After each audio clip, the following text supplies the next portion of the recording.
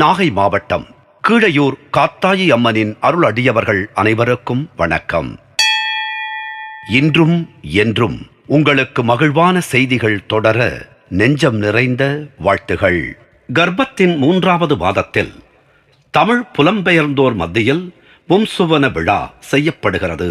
அதாவது கருவிற்கான பாதுகாப்பு செய்யப்படுகிறது. மேலும் தாய் மற்றும் குழந்தையை தீய கண்ணுக்கு எதிராக பாதுகாக்க பெரியாச்சியிடம் பிரார்த்தனை செய்யப்படுகிறது.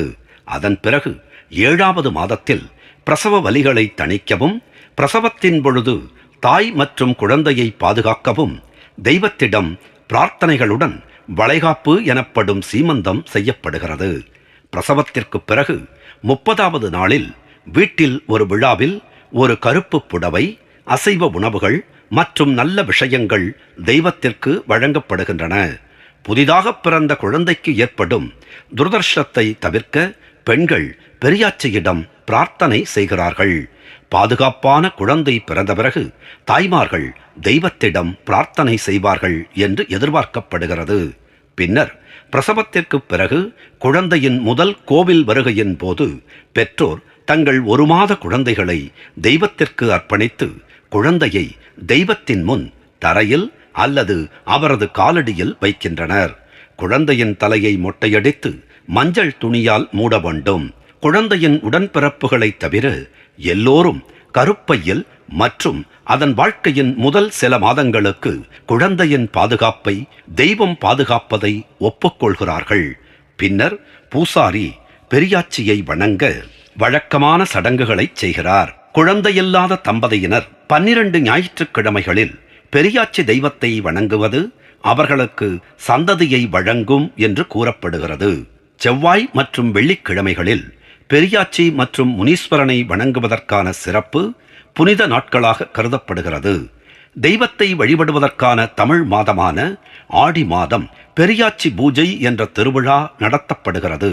அவர் தமிழ் மாதமான தை மாதத்திலும் வணங்கப்படுகிறார். அவரது வழிபாட்டின் ஒரு பகுதியாக பலியிடப்பட்ட விலங்கின் இறைச்சி மற்றும் சைவ உணவுகள் அடங்கிய ஒரு படையல் அவளுக்கு வழங்கப்பட்டு பின்னர் பக்தர்களுக்கு பிரசாதமாக வழங்கப்படுகிறது. இந்த பிரசாதத்தை சாப்பிடுவது நல்ல அதிர்ஷ்டத்தையும் ஆரோக்கியத்தையும் தரும் என்று நம்பப்படுகிறது. தீமிதித்தல் திருவிழாவின் காலத்தில் மகாபாரதத்தின் காவிய காட்சிகள் பக்தர்கள் மற்றும் நாடகக் குழுக்களால் இயற்றப்படுகின்றன. தீமிதித்தலின் 1 வாரத்திற்கு முன்பு அவர்கள் பெரியாச்சியிடம் பிரார்த்தனை செய்கிறார்கள். பக்தர்கள் மீது அவரது ஆசீர்வாதங்களை கோருவதற்கும் திருவிழாவின் போது விரும்பத்தகாத சம்பவங்கள் எதுவும் நடக்கக்கூடாது என்பதற்காகவும் பிரார்த்தனை அமர்வு நடத்தப்படுகிறது.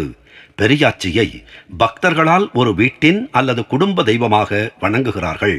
அவளுடைய பக்தர்களில் சிலரை அவள் ஆட்கொள்வதாகவும் கூறப்படுகிறது.